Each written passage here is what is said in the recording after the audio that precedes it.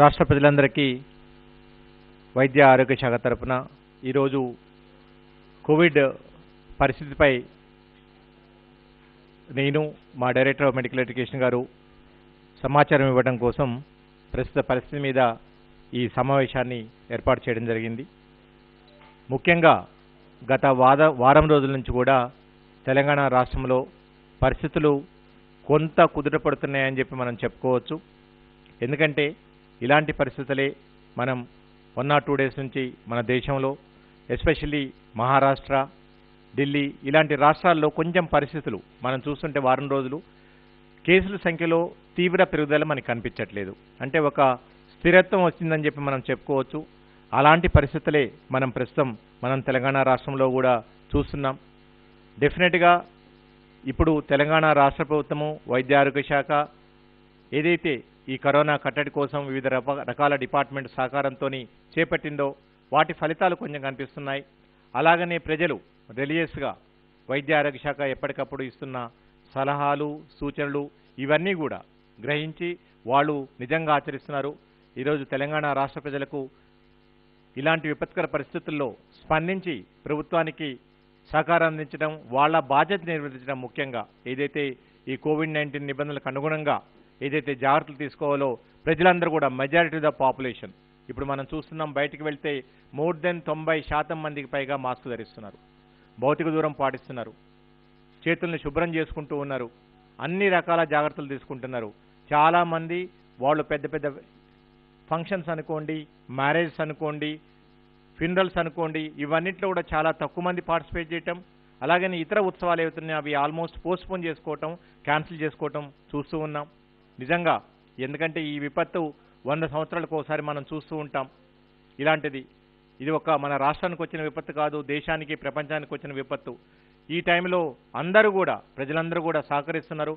ఎందుకంటే మన దేశం, మన రాష్ట్రం ఇలాంటి పరిస్థితుల్లో ఉన్నప్పుడు మనం చూసాం. ఈరోజు ప్రపంచ దేశాలు అలాంటి పరిస్థితుల్లో ఉన్నప్పుడు మనం సహకారం అందించాం. ఈరోజు ప్రపంచ దేశాలన్నీ కూడా ఏకమై మన భారతదేశానికి, అన్ని రాష్ట్రాలకు కూడా అన్ని రకాల సహాయ సహకారాలు అందిస్తున్నారు. సో వాళ్ళు ఇంత సహకారం అందిస్తున్నప్పుడు మన బాధ్యతగా ఇంకా ఎవరైతే మనం జాగ్రత్తలు తీసుకోవాలో వాళ్ళందరూ కూడా తగిన జాగ్రత్తలు మనం తీసుకోవాలి. ముఖ్యంగా ఈ కొంచెం తగ్గుదల కానివ్వండి, లేకపోతే స్థిరత్వం కానివ్వండి, పూర్తిగా డెఫినెట్గా అదుపులోకి రాలేదు. ఇంకా అదుపులోకి రావడానికి మనకి 3 నుంచి 4 వారాల సమయం పడుతుంది. అంటే వచ్చే 3 నుంచి 4 వారాలు డెఫినెట్గా కీలకమైనవి. పరిస్థితులు స్థిరత్వంగా దిశకు చేరుకున్నాయి. ఇక్కడి నుంచి మనం స్లోగా ఒక డిక్లైనింగ్ ట్రెండ్లోకి మనం వెళ్లాల్సిన అవసరం ఉంది. అది కనిపిస్తూ ఉన్నది. ఈ డిక్లైనింగ్ ట్రెండ్ ఏదైతే మనం చూస్తున్నామో అది డెఫినెట్గా కనిపిస్తుంది. ఎందుకంటే ఫస్ట్ వేవ్లో కూడా మనం కరెక్ట్గా ప్రిడిక్ట్ చేయడం జరిగింది. కేసులు ఎప్పుడు పెరుగుతున్నాయో ప్రజలకు అప్పుడు అడ్వైజరీ ఇస్తున్నాం, కొద్దిపాటి వార్నింగ్స్ ఇవ్వడం జరుగుతున్నది. అలాగనే ఎప్పుడైతే తగ్గుతున్నదో, ఎప్పుడైతే జాగ్రత్తలు తీసుకోవాలో అవన్నీ కూడా ఎప్పటికప్పుడు కూడా తెలంగాణ వైద్య ఆరోగ్య శాఖ మనం ప్రజల్ని అలర్ట్ చేస్తూ ఉన్నది. సో దానిలో భాగంగా ఈరోజు ప్రజలకి ఈ విషయాన్ని తెలియజేయడానికి వచ్చాం. అలా అని చెప్పేసేసి మనం ఏదైతే జాగ్రత్తలు తీసుకుంటున్నామో ఆ జాగ్రత్తల్ని ఇంకా మరింత పకడ్బందీగా మనం తీసుకోవాలి. ఇప్పుడే మనం కంప్లీట్గా ఇంకొక దాంట్లో నుంచి బయటకు వచ్చేసినాం, ఇంకా మనం ఎలాంటి జాగ్రత్తలు తీసుకోవాల్సిన లేదు అనే అపోహల్లో నుంచి దయచేసి బయటికి రండి. మీరు ఇప్పుడు జాగ్రత్తలు తీసుకున్న వాటికంటే కూడా మరింత ఎక్కువగా జాగ్రత్తలు తీసుకోవాలి. ఎందుకంటే వచ్చేది పెళ్లిళ్ళ సీజన్ ఉన్నది, ఇతరత్ర పండగల సీజన్ ఉన్నది.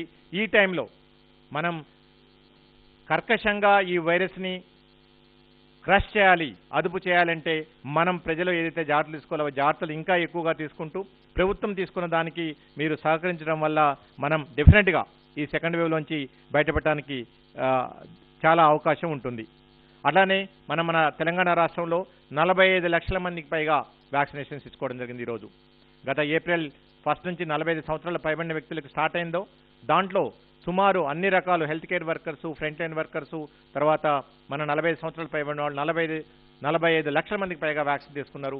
మిగిలిన వాళ్ళకు కూడా రాబోయే రోజుల్లో విడతల వారీగా వ్యాక్సిన్ లభ్యతను బట్టి ఎంత త్వరగా వీలైతే అంత త్వరగా మనం వ్యాక్సిన్ ఇచ్చడానికి ప్రయత్నం చేస్తున్నాం. అంటే ప్రభుత్వం చేపట్టిన కరోనా నివారణ కట్టడి కార్యక్రమాలు, ప్రజల్లో ఈ వ్యాధి పట్ల వచ్చిన అవగాహన, విస్తారంగా ప్రచారం జరగటం వల్ల, ప్రజలు తీసుకోవాల్సిన జాగ్రత్తలు తీసుకోవటం వల్ల, అలాగనే వ్యాక్సిన్ ప్రక్రియని మరింత ఉధృతంగా మనం చేయటం ద్వారా ఇప్పుడు తగ్గుదల కనిపిస్తున్నది. రాబోయే రోజుల్లో ఇదంతా మరింత తగ్గుదల కనిపించాలంటే ఇప్పుడు నేను చెప్పిన జాగ్రత్తలన్నీ కూడా మనం తీసుకోవాలి. ఇకపోతే కోవిడ్ పరీక్షలకు సంబంధించి మనం చూస్తున్నాం, రాష్ట్రంలోని వివిధ ప్రాథమిక ఆరోగ్య కేంద్రాల్లో అనుకోండి, గవర్నమెంట్ హాస్పిటల్స్లో అనుకోండి, ఎక్కడ చూసినా సరే అందరూ ప్రతి వాళ్ళు కూడా పరీక్షలు చేయించుకోవాలి అని ముందుకు వస్తున్నారు. దయచేసి ఇక్కడ మనం ఈ వ్యాధికి సంబంధించి ఇంకా కూడా మనం అవగాహన కల్పించుకోవాల్సిన అవసరం ఉంది, అర్థం చేసుకోవాల్సిన అవసరం ఉంది. ఎవరికి పరీక్షలు కావాలి, ఎవరికి ట్రీట్మెంట్ కావాలి, ఏ పరిస్థితుల్లో కావాలి, ఈ విషయాల పట్ల ప్రజలకి పూర్తి అవగాహన ఉండాల్సిన అవసరం ఉంది. ఫస్ట్ ఆఫ్ ఆల్ ఈ వ్యాధికి సంబంధించి మొదటి నుంచి మేము చెబుతున్నాం, ఎవరూ భయాందోళనకు గురి కావాల్సిన అవసరం లేదు, ఎవరూ ఆందోళన చెందవలసిన అవసరం లేదు. సో అలా అని చెప్పేసి ఏదైతే జాగ్రత్తలు తీసుకోవాలో ఆ జాగ్రత్తలు తీసుకోకుండా అలసత్వం పనికిరాదు. సో ముఖ్యంగా పరీక్షలకు సంబంధించి వచ్చేసేసి మీకు సిమ్టమ్స్ కనిపించినట్లయితే ముఖ్యంగా ఎలాంటి లక్షణాలు కావాలి, మీకు జ్వరం రావటం కానివ్వండి, దగ్గు కానివ్వండి, జలుబు చేయటం కానివ్వండి, కళ్ళల్లో మంటలు ఉండటం కానివ్వండి, రెడ్నెస్ ఉండటం కానివ్వండి, అలాగనే ఒళ్ళు నొప్పులు, తలనొప్పులు, విరోచనాలు అవటం కానివ్వండి, అలాగనే వాసన చూసే శక్తి కోల్పోవటము, లేకపోతే రుచిని చూసే శక్తి కోల్పోవటము, ఇలాంటి లక్షణాలు ఉంటే మీరు ఈ కోవిడ్ లైక్ సిమ్టమ్స్ అని చెప్పి మనం చెప్పుకోవచ్చు. కేవలం ఇలాంటి లక్షణాలు ఉన్న వాళ్ళకి మాత్రమే ఈరోజు కోవిడ్ నిర్ధారణ పరీక్షలు అవసరం. కానీ మనం ఏం చూస్తున్నాం, ప్రస్తుతం అందరూ కూడా ఒక పానిక్నెస్తోని అందరూ కూడా పరిగెత్తుకు వెళ్ళేసేసి పరీక్షా కేంద్రాల దగ్గర నిలబడటం, తోసుకోవటం, ఎలాంటి జాగ్రత్తలు తీసుకోకపోవటం, కోవిడ్-19 నిబంధనలు పాటించకపోవటం, దీనివల్ల మనకి ఎవరికైతే నిజంగా పరీక్షలు అవసరమో, ఎవరికైతే లక్షణాలు ఉన్నాయో ఆ వాళ్ళ వ్యక్తులు ఈ టెస్టులకి, ఈ పరీక్షలకి దూరమైపోతున్నారు. అంటే లేకుండా నాకేమన్నా ఉందేమో అని ఒక అపోహ, నాకేమో ఉందేమో ఒక భయం, ఒకసారి పరీక్ష చేయించుకుంటే పోలే. కొంతమంది వ్యక్తులు అయితే వారానికి 2 సార్లు పరీక్షలకు వస్తున్నారు. సో ఇది ఇలా చేసుకోవటం వల్ల మీరు వ్యాధి లేకపోయినా, ఎలాంటి లక్షణాలు లేకపోయినా మీరు అక్కడికి వెళ్ళి మీకు మీరే వ్యాధి కొని తెచ్చుకునే పరిస్థితులు ఈరోజు మనం చూస్తున్నాం. కొన్ని ప్రాథమిక ఆరోగ్య కేంద్రాల్లో, కొన్ని హాస్పిటల్స్లో అక్కడికి వచ్చిన తర్వాత కూడా కొంతమంది, ఎందుకంటే అక్కడికి వచ్చేదంతా కూడా లక్షణాలు ఉన్న వ్యక్తులు, ఆ లక్షణాలు ఉన్న వ్యక్తులతోని లక్షణాలు లేని వ్యక్తులు కూడా కలిసిపోయి ఉండటం ద్వారా మీరు అనవసరంగా వ్యాధికి, ఆ వైరస్కి మీరు గురవుతున్నారు. తద్వారా లేని వాళ్ళు కూడా ఈ వ్యాధి బారిన పడుతున్నారు. అంటే ఈ ప్రాథమిక ఆరోగ్య కేంద్రాలు కానివ్వండి, అంటే మేము అన్ని రకాల జాగ్రత్తలు తీసుకుంటున్నాం, మా సిబ్బంది అంతా కూడా అందరినీ పద్ధతి ప్రకారం ఉంచడానికి ప్రయత్నం చేస్తున్నారు, పోలీస్ సపోర్ట్ కూడా తీసుకుంటున్నాం. సో ఇలాంటి పరిస్థితుల్లో వచ్చేసేసి మీరు అనవసరంగా లక్షణాలు లేకుండా, ఎలాంటి ఇబ్బందులు లేకుండా మీరు వెళ్ళటం ద్వారా మీరు అనవసరంగా వ్యాధి బారిన పడుతున్నారు. ఇది చాలా బాధాకరమైన విషయం. కాబట్టి ఇంతకుముందు నేను ఏదైతే లక్షణాలు చెప్పినామో ఆ లక్షణాలు అవి కూడా నార్మల్గా 2-3 డేస్ ఉంటాయి. ఇవన్నీ ఫ్లూ లైక్ సిమ్టమ్స్. ఈ 2-3 రోజులు ఉండేవి మీరు నార్మల్గా తీసుకునే మెడిసిన్స్ ఏవైతే ఉన్నాయో అవి తీసుకోవటం ద్వారా తగ్గనప్పుడు తప్పకుండా మీరు పరీక్షలు చేయించుకోవాలి. సిమ్టమ్స్ ఉన్నప్పుడు కంపల్సరీ మీరు పరీక్షలు చేయించుకోవాలి. కాబట్టి ప్రజలకు చెప్పేది ఏంటంటే, మీకు లక్షణాలు కనిపించినప్పుడు, ఏదైతే మీ పైన చెప్పిన లక్షణాలు ఏవైతే ఉన్నాయో అవి కనిపించినప్పుడు మాత్రమే మీరు దగ్గరలో ఉన్న ప్రాథమిక ఆరోగ్య కేంద్రానికి వెళ్ళండి, అయితే ప్రభుత్వ హాస్పిటల్కి వెళ్ళండి, పరీక్షలు చేయించుకోండి. అలా కాకపోతే మీరు నిజంగా ఎవరికైతే పరీక్షలు కావాలో వాళ్ళందరికీ కూడా మీరు ఇండైరెక్ట్గా పరీక్షల్ని దూరం చేసిన వాళ్ళు అవుతారు. తద్వారా వాళ్ళకి ఇతర తీవ్రమైన ఆరోగ్య సమస్యలు వచ్చే అవకాశం ఉంటుంది. అలాగనే మా ప్రాథమిక ఆరోగ్య కేంద్రాలు కూడా బ్రీడింగ్ సెంటర్స్ లాకుండా మళ్ళీ అక్కడ కూడా ఈ ఇన్ఫెక్షన్స్ మనం ఏదైతే జాగ్రత్తలు తీసుకుంటున్నామో వాటి వల్ల ఇవి కూడా బ్రీడింగ్ సెంటర్స్ అయ్యే అవకాశం ఉంటుంది. అలాగనే హాస్పిటల్స్ అడ్మిషన్స్, ఈరోజు హాస్పిటల్స్ అడ్మిషన్స్ కూడా ప్రభుత్వం ఆల్రెడీ విస్తృతమైన ఏర్పాట్లు చేయడం జరిగింది. మనం హాస్పిటల్ అడ్మిషన్స్ తీసుకుంటే ఇప్పటికే 50,000కు పైగా బెడ్స్ మనం ఈరోజు ఏర్పాటు చేసుకున్నాం. మన రాష్ట్రంలో వచ్చేసేసి ఈ 50,000 పైగా బెడ్స్లో ఆక్సిజన్ బెడ్స్ ఈరోజు 18,000 పైగా ఆక్సిజన్ బెడ్స్ ఈరోజు ఉన్నాయి మన దగ్గర. ఐసీయూ బెడ్స్ 10,000కు పైగా ఐసీయూ బెడ్స్ ఉన్నాయి. ఈరోజు ఆక్సిజన్ బెడ్స్లో ప్రభుత్వ ఆధ్వర్యంలో 6,924, ప్రైవేట్ ఆధ్వర్యంలో 11,608, అలాగనే ఐసీయూ బెడ్స్ ప్రభుత్వ ఆధ్వర్యంలో 2,279, ప్రైవేట్ ఆధ్వర్యంలో 7,878, ఇంకా కూడా ప్రభుత్వ ఆధ్వర్యంలో బెడ్స్ని పెంచడానికి ప్రయత్నం చేస్తున్నాము. కానీ ఇక్కడ ఏదైతే ఇప్పటికి కూడా మనం చూసుకుంటే ఒక 50-60% మాత్రమే ఆక్సిజన్ అండ్ ఐసీయూ బెడ్స్ నిండుకుంటూ ఉన్నాయి. ఇంకా బెడ్స్ అందుబాటులో ఉన్నాయి. ఇంకా వీటి సంఖ్యని పెంచడానికి ప్రయత్నం చేస్తున్నాం. వివిధ ప్రైవేట్ హాస్పిటల్స్తో మేము నిరంతరం సంప్రదింపులు జరుపుతున్నాం. అలాగనే ప్రైవేట్ మెడికల్ కాలేజ్తో సంప్రదింపులు జరుపుతున్నాం. అలాగనే మా డిఎంఈ గారు వారి పరిధిలో ఉన్న జిల్లా హాస్పిటల్స్, తర్వాత టీచింగ్ హాస్పిటల్స్లో ఇంకా కూడా ఉన్న వాటికంటే కూడా బెడ్ సంఖ్య పెంచడానికి ప్రయత్నం చేస్తున్నారు. దానికి సంబంధించిన డీటెయిల్స్ అన్నీ కూడా మీకు ఇస్తారు. కానీ బెడ్స్ ఎప్పుడు అడ్మిషన్ అవుతుంది, ఎప్పుడు నిజంగా పేషెంట్కి అడ్మిషన్ అవసరం? ఓకే, మనకి తెలిసిన విషయమే, దీంట్లో 85% వరకు కూడా ఎవరికి హాస్పిటల్ అడ్మిషన్ అవసరం లేదు. మీరు ఇంట్లో ఉండటం ద్వారా కానివ్వండి, కోవిడ్ కేర్ సెంటర్స్ ఉండటం ద్వారా కానివ్వండి, డాక్టర్లు ఇచ్చే సలహాలు సూచనలు తీసుకోవడం ద్వారా కానివ్వండి, మేము మా హాస్పిటల్స్లో పాజిటివ్ వచ్చిన తర్వాత ఇచ్చే హోమ్ ఐసోలేషన్ కిట్లో ఉన్న మందులు వాడటం ద్వారా కానివ్వండి, మీరు ఇంటి దగ్గరే క్యూర్ అవడానికి అవకాశం ఉంటుంది. కాబట్టి మళ్ళీ అగైన్ టెస్టులకు ఎలా అయితే పరిగెడుతున్నారో ఈ హాస్పిటల్ బెడ్స్ కూడా అలాగనే భయంతో అనుకోండి. సహజం, వైరస్ వచ్చినప్పుడు నాకేది అవుతుంది, ఈరోజు బాగానే ఉన్నాను, రేపు అవుతుంది, వారం రోజుల తర్వాత అవుతుంది అనే ఒక భయంతో ప్రజలందరూ కూడా ఆదుర్దాతోని హాస్పిటల్స్ వైపు పరిగెడుతున్నారు, బెడ్స్ కోసం తిరుగుతున్నారు. దయచేసి అలాంటివి చేయకండి. మీరు నేను చెప్పినట్లు 85% నుంచి 90% వరకు కూడా హాస్పిటల్స్ అడ్మిషన్స్ అవసరం లేదు. మీరు ఇంట్లో ఉండి ట్రీట్మెంట్ తీసుకోవడం ద్వారా, మీ డాక్టర్ సలహా తీసుకోవడం ద్వారా మీరు కంప్లీట్గా క్యూర్ అవడానికి అవకాశం ఉంటుంది. ఎందుకంటే మనం రికవరీ రేట్ చూస్తూ ఉన్నాం. లాస్ట్ టైం మన రికవరీ రేట్ 99.5%. దేశంలోనే అత్యధిక రికవరీ రేట్ ఉన్న రాష్ట్రం తెలంగాణ రాష్ట్రం. ఇప్పటికి కూడా మన రికవరీ రేట్ వచ్చేసేసి ఆల్మోస్ట్ 95% వరకు కూడా రికవరీ రేట్ ఉంది. సో కాబట్టి ఈ వ్యాధి బారిన పడ్డ వాళ్ళు 99% పైగా కూడా రికవర్ అవుతున్నారు. ఈ విషయాన్ని మనం అందరం అర్థం చేసుకోవాలి. మెయిన్ ఈ వ్యాధికి భయం లేకుండా ఉంటే సరిపోతుంది. ఏదైతే మీ ఇంట్లో 3 రోజుల వరకు కూడా ఈ జ్వరం కానివ్వండి, వైద్యుల పర్యవేక్షణలో ఉండేసేసి ట్రీట్మెంట్ తీసుకోవాల్సిన అవసరం ఉంటుంది. కాబట్టి మీకున్న వ్యాధి లక్షణాలను బట్టి, తర్వాత మీకున్న ఇతర వ్యాధులను బట్టి, కోమార్బిడిటీస్ ఏమన్నాయో అప్పుడు మాత్రమే మీరు ఆసుపత్రిలో చేరేసేసి వైద్యుల పర్యవేక్షణలో ఉండి ట్రీట్మెంట్ తీసుకుంటే మనం కుదురపడటానికి అవకాశం ఉంటుంది. సో దీనివల్ల మీరు ఇలా టెస్టులకు వెళ్ళటం వల్ల టెస్ట్ కిట్స్ లేకపోవటం, లేకపోతే హాస్పిటల్స్ అవసరం లేకపోయినా కానీ హాస్పిటల్స్కి వెళ్ళటం ద్వారా హాస్పిటల్ బెడ్స్ లేవని చెప్పేసి ఒక కృత్రిమ కొరత మనకి మనం సృష్టించుకోవటం, అలాగనే ఆక్సిజన్ అనుకోండి, రెమ్డెసివిర్ అనుకోండి, ఆల్రెడీ నిన్న మా హానరబుల్ హెల్త్ మినిస్టర్ గారు కూడా క్లియర్గా అన్ని డీటెయిల్స్ ఇవ్వడం జరిగింది. సో వీటన్నిటికి సంబంధించి కూడా మనమందరం మనకి మనమే కృత్రిమ కొరత ఒకటి సృష్టించుకుంటున్నాం. అలాంటి పరిస్థితులు తెచ్చుకోవద్దు. ఎందుకంటే వేరే రాష్ట్రాలతో పోలిస్తే డెఫినెట్గా తెలంగాణ రాష్ట్రం చాలా మెరుగైన పరిస్థితిలో ఉన్నది. ఈరోజు బెడ్స్ పరంగా అనుకోండి, టెస్టుల పరంగా అనుకోండి, ఆక్సిజన్ పరంగా అనుకోండి, ఇతరత్రా ప్రాణాధార మందులు ఏవైతున్నాయో వీటన్నిటి పరంగా కూడా తెలంగాణ రాష్ట్ర ప్రభుత్వం ముందు నుంచి కూడా అన్ని రకాల జాగ్రత్తలు తీసుకున్నది. ఇప్పుడు కూడా ఈ జాగ్రత్తని కంటిన్యూ చేస్తున్నది. ఈరోజు హానరబుల్ చీఫ్ మినిస్టర్ గారు పాజిటివ్ అయ్యింది కూడా ప్రతి గంటకు ఒకసారి మా చీఫ్ సెక్రటరీ గారితోని మాతోని నిరంతరం సంప్రదింపులు జరుపుతున్నారు. వారు అమూల్యమైన సలహాలు సూచనలు ఇస్తున్నారు. మా హెల్త్ మినిస్టర్ గారు కూడా ఇది 24/7 దీనికి సంబంధించిన అన్ని కూడా పర్యవేక్షిస్తున్నారు. చీఫ్ సెక్రటరీ గారు హై లెవెల్లో అన్ని ఈ వివిధ రకాల డిపార్ట్మెంట్స్ అన్నిటికీ కూడా ఆక్సిజన్ అనుకోండి, ఇంజెక్షన్స్ అనుకోండి, హాస్పిటల్ బెడ్స్ అనుకోండి, ఈ అన్ని రకాలకు సంబంధించి సీనియర్ ఐఏఎస్ ఆఫీసర్స్ అందరినీ కూడా కమిటీస్ రూపంలో వేసేసి వాళ్ళందరూ కూడా నిరంతరం పర్యవేక్షిస్తున్నారు. అంటే ఈరోజు మన డిపార్ట్మెంట్లో మా సిబ్బంది ఎవరైతే ఉన్నారో ఈరోజు కూడా వందలాది మంది మా సిబ్బంది ఈరోజు కోవిడ్ బారిన పడ్డారు. అయినా సరే అందరూ వచ్చి ఈరోజు పనిచేస్తూ ఉన్నారు. ఒకళ్ళిద్దరు మరణించడం కూడా జరిగింది ఇప్పుడు. అయినా సరే వాళ్ళ కుటుంబ సభ్యులు కొంతమంది కోల్పోవడం కూడా జరిగింది.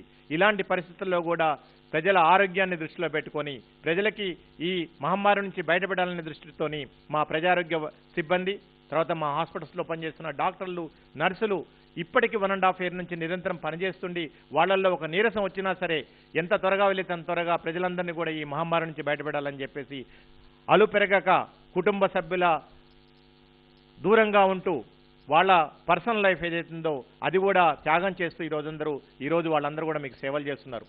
ఈరోజు ముఖ్యంగా మా హానరబుల్ చీఫ్ మినిస్టర్ గారు కూడా ఈరోజు ఈ వైరస్తోని డౌన్ అయినా సరే ఈరోజు నిరంతరం రాష్ట్ర ప్రజల ఆరోగ్యాన్ని దృష్టిలో పెట్టుకొని వాళ్ళు ఎప్పటికప్పుడు కూడా మాకు సలహాలు సూచనలు ఇస్తున్నారు. మా చీఫ్ సెక్రటరీ గారు మీరు తీసుకోండి, వారం రోజులు కూడా కాలేదు వారికి వైరస్ వచ్చేసేసి ఇమీడియట్గా ట్రీట్మెంట్ తీసుకోవటం, మళ్ళీ ఆ వచ్చిన రోజే అందరు కలెక్టర్స్తో కూడా అన్ని రకాల కూడా ఎప్పటికప్పుడు సంప్రదింపులు జరుపుతూ వీడియో కాన్ఫరెన్స్ ద్వారా టెలికాన్ఫరెన్స్ ద్వారా మా అందరికి కూడా దిశానిర్దేశం చేస్తూ ఈ బెడ్ సంఖ్య పెంచడం అయితేంది, ఆక్సిజన్ రిలేటెడ్ ఇష్యూ అనుకోండి, ఇంజెక్షన్స్ రిలేటెడ్ ఇష్యూ అనుకోండి, ఇంకా కొత్తగా హాస్పిటల్స్ ఎక్కడెక్కడ ఎస్టాబ్లిష్ చేయాలి, రాబోయే రోజుల్లో పరిస్థితులు ఏమైనా ఇబ్బంది పెడితే ఈ అన్ని రకాలు కూడా అంటే వ్యక్తులం మేమందరం కూడా మా డిఎంఏ గారు డైరెక్టర్ ఆఫ్ మెడికల్ ఎడ్యుకేషన్ గారు వారు కేవలం వారం నుంచి 10 రోజులు మాత్రమే, అది కూడా హాస్పిటల్ బెడ్ మీద ఉండి కూడా జిల్లా హాస్పిటల్స్ అనుకోండి లేకపోతే టీచింగ్ హాస్పిటల్స్ అనుకోండి వాళ్ళు కూడా ఎప్పటికప్పుడు దిశానిర్దేశం చేస్తూ ప్రజలకు ఎలాంటి ట్రీట్మెంట్ ఇవ్వాలని చెప్పేసి అందరికీ చెప్పడం జరిగింది. సో ఇలాగా ప్రతి ఒక్కళ్ళు కూడా వైద్య ఆరోగ్య శాఖలో పనిచేస్తున్న వాళ్ళు ఈరోజు మేము వైరస్ బారిన పడ్డా కానీ ప్రజల ఆరోగ్యం కోసం మేమందరం కూడా పనిచేస్తూ ఉన్నాం. ఇలాంటి విపత్కర పరిస్థితుల్లో మనమందరం కూడా ఈ అకేషన్గా మనం రైజ్ చేయాల్సిన అవసరం ఉంది. సో ఇంత బాధ్యతగా వీళ్ళందరూ మీ ఆరోగ్యం కోసం మీ ప్రాణాల కోసం మీరు పనిచేస్తున్నప్పుడు మీరు చేయాల్సిన కనీస బాధ్యత ఏదైతే ఉందో, ఏదైతే ఇప్పటివరకు జాగ్రత్తలు తీసుకుంటున్నారో ఆ జాగ్రత్తలను కూడా దయచేసి ప్లీజ్ కంటిన్యూ చేయండి. వచ్చే 3 నుంచి 4 వారాలు మే ఎండ్ వరకు నిజంగా మే ఎండ్ వరకు మీరు తీసుకుంటే మనమందరం మీ సహకారంతో మన రాష్ట్రం ఈ కోవిడ్ సెకండ్ వేవ్ నుంచి బయటపడడానికి అవకాశం ఉంటుంది. అంటే మీకు తెలిసిన విషయం మళ్ళీ చెప్పక్కర్లేదు, మాస్క్ ఒక వ్యక్తి మాస్క్ ధరిస్తే 50% మీకు ఈ వైరస్ సోకకుండా ఉంటుంది. అదే ఎదుటి వ్యక్తి కూడా మాస్క్ ధరిస్తే మీరు 80% మీరు అంటే ఇద్దరు వ్యక్తులు కూడా మీరు ఈ వైరస్ బారిన పడకుండా అవకాశం ఉంటుంది. మనమందరం కమ్యూనిటీలో సామాజిక బాధ్యతగా వ్యక్తిగత బాధ్యతగా మనం మాస్క్ ధరిస్తే అందరం 100% మనం దీని నుంచి బయటపడడానికి అవకాశం ఉంటుంది. అలాగే టీకాకు సంబంధించి కూడా చాలామంది ఒక విషయం అర్థం చేసుకోండి, టీకా వేసుకున్న వాళ్ళు ఎవరు కూడా ఇప్పటి వరకు తీవ్రమైన వ్యాధికి గురి కాలేదు. ఈరోజు మా డిఎంఏ గారు ఎగ్జాంపుల్ ఉన్నారు, మీకు డైరెక్టర్ ఆఫ్ మెడికల్ 2 డోసులు తీసుకున్నారు, జస్ట్ ఒక 1 వీక్లో వారు సిమ్టమ్స్ అన్ని తగ్గిపోయినాయి, మైల్డ్, ఇంతకంటే ఎక్కువ కాలేదు. ఇలాంటివి ఎగ్జాంపుల్స్ ఎన్నో కోకొలలు. 80-90 సంవత్సరాల వ్యక్తులు కూడా ఎవరైతే 2 డోసులు తీసుకున్నారో వాళ్ళెవరూ కూడా ఒకవేళ ఈ వైరస్ గురైనా సరే వాళ్ళు ఇమీడియట్గా సీరియస్ కాకుండా హాస్పిటలైజ్ కాకుండా ఈరోజు తక్కువ ట్రీట్మెంట్ తీసుకొని బయట ఉన్నారు. అలాగనే 80% మంది వ్యాక్సిన్ తీసుకున్న వాళ్ళు వైరస్ బారిన పడటం కూడా జరగలేదు. దానికి ప్రత్యక్ష ఉదాహరణ ఈరోజు నేనున్నాను. 1.5 year నుంచి నేను పనిచేస్తున్నాను, నా జాగ్రత్తలు తీసుకున్నాను, ఈరోజు వ్యాక్సిన్ కూడా తీసుకున్నాను 2 డోసులు. ఇంతవరకు ఏ రోజు కూడా వైరస్ బారిన పడలేదు. సో ఒక విషయం అర్థం చేసుకోవాలి, వ్యాక్సిన్ తీసుకున్న వాళ్ళు 80% మంది మీరు ఈ వైరస్ బారిన పడటానికి ఎట్టి పరిస్థితుల్లో అవకాశం లేదు. 100% మంది ఎవరైనా పొరపాటున ఈ వైరస్కి గురైనా సరే వాళ్ళకి తీవ్రమైన వ్యాధి లక్షణాలు ఉండటం కానివ్వండి లేకపోతే ప్రాణాలు పోవటం కానివ్వండి జరగలేవని చెప్పేసి ఆల్రెడీ మనకున్న సైంటిఫిక్ ఇన్ఫర్మేషన్ ప్రూవ్ చేస్తుంది. ఆల్రెడీ కొన్ని దేశాల్లో ఎక్కడైతే వ్యాక్సినేషన్ ప్రోగ్రాం విస్తృతంగా జరుగుతుందో అన్ని దేశాల్లో కూడా కేసుల సంఖ్య తగ్గటం, హాస్పిటలైజేషన్ తగ్గటం, బెడ్స్ తగ్గటం. ఈరోజు ఇజ్రాయెల్ బెస్ట్ ఎగ్జాంపుల్ తీసుకోండి. ఆ రోజు మాస్కులు తీస్తారు, వాళ్ళ దేశంలో ఇప్పుడు మాస్కులు ఎవరు వేసుకోవాల్సిన అవసరం లేదు. They are free from mask, they can do holiday, they can go on vacation. So ఇలాంటి పరిస్థితులు వస్తున్నాయి. అలాగనే యూఎస్ యూకేలో కూడా అలాంటి పరిస్థితులు స్లోగా వస్తున్నాయి. డెఫినెట్గా మన రాష్ట్రంలో ఇప్పుడు మే 1 నుంచి ఏదైతే 18 సంవత్సరాల పైబడిన వాళ్ళందరికీ వ్యాక్సిన్ ఏదైతే ఇస్తున్నామో ఆ వ్యాక్సిన్ని ఇంకా కూడా ఇంటెన్సిఫై చేస్తాము వ్యాక్సిన్ లభ్యతను బట్టి. సో దీనికి సంబంధించి ఈ వ్యాక్సిన్ సంబంధించి కూడా మే 1 నుంచి రిజిస్ట్రేషన్ చేసుకోవడానికి కేంద్ర ప్రభుత్వం కోవిన్ పోర్టల్లో అనుమతి ఇవ్వడం జరిగింది. మీరందరూ కూడా ఎవరైతే అర్హత ఉన్న వాళ్ళు ఉన్నారో 18 సంవత్సరాల పైబడిన వాళ్ళు cowin.gov.in అనే పోర్టల్ని విజిట్ చేయడం ద్వారా మీరు రిజిస్ట్రేషన్ చేసుకోవచ్చు. బట్ ఇమీడియట్గా మీరు స్లాట్ బుక్ చేసుకోవడానికి అవకాశం లేదు, దానికి కొంచెం టైం పడుతుంది. అది మేము మళ్ళీ మా వైద్య ఆరోగ్య శాఖ నుంచి మేము ఇన్ఫర్మేషన్ ఇస్తాం. ఏదైతే 45 సంవత్సరాల పైబడిన వ్యక్తులకి వ్యాక్సినేషన్ ప్రోగ్రామ్ ఉందో అది ఇప్పుడు ఎలా అయితే కంటిన్యూ అవుతుందో రాబోయే రోజుల్లో కూడా అలానే కంటిన్యూ అవుతుంది. అండ్ సెకండ్ డోస్, ఎందుకంటే 1 ఏప్రిల్కి మనం 45+ వాళ్ళకి స్టార్ట్ చేసాం. 2వ డోస్ వచ్చేసేసి 6 వారాల తర్వాత తీసుకోవాలి. కోవిషీల్డ్ అయితే 6 నుంచి 8 వారాల మధ్యలో ఎప్పుడైనా తీసుకోవచ్చు, అంటే ఇంకొక 2 వారాల టైం ఉంది సెకండ్ డోస్కి. కోవాక్సిన్ తీసుకున్న వాళ్ళు ఈ 1 నుంచి మీరు సెకండ్ డోస్కి ఎలిజిబుల్ అవుతారు. సో దీనికి సంబంధించి కూడా జిల్లాల అధికారులందరికీ కూడా ఆల్రెడీ ఇన్ఫర్మేషన్ ఇవ్వడం జరిగింది. తదనుగుణంగా ఎవరికైతే సెకండ్ డోస్ మాకు దొరకట్లేదు అని ఇబ్బంది పడుతున్నారో వాళ్ళందరూ ఎలాంటి ఇబ్బంది పడిన అవసరం లేదు. ప్రతి జిల్లాలకి ఈ సెకండ్ డోస్ సంబంధించి ఉన్న వాళ్ళందరూ కూడా డ్యూ డేట్ ప్రకారం ప్రయారిటీ ఇవ్వడం జరుగుతుంది. సెకండ్ డోస్ ఇచ్చిన వాళ్ళ తర్వాత మాత్రమే ఫస్ట్ డోస్ ఇవ్వడానికి అవకాశం ఉంటుంది. అలాగనే ఫస్ట్ డోస్ కూడా అందరికీ కూడా కంటిన్యూ ఇవ్వడం జరుగుతుంది. అలాగనే 18 సంవత్సరాలు పైబడిన వాళ్ళకి కూడా ఆల్రెడీ హై లెవెల్లో మా హానరబుల్ చీఫ్ మినిస్టర్ గారు ఈ ఇష్యూని ప్రత్యక్షంగా పర్యవేక్షిస్తున్నారు. వారి సూచనలు సలహాల ప్రకారము వ్యాక్సిన్ లభ్యత ప్రకారము తప్పకుండా ఎంత త్వరగా వీలైతే కొద్ది నెలల్లోనే ఎక్కువ మందికి మనం ఈ ఏజ్ గ్రూప్లో పూర్తి ఉచితంగా ఆల్రెడీ హానరబుల్ చీఫ్ మినిస్టర్ గారు అనౌన్స్ చేయడం జరిగింది. దాని ప్రకారం అందరూ కూడా వ్యాక్సిన్ ఇవ్వడానికి ప్రయత్నం చేస్తాం.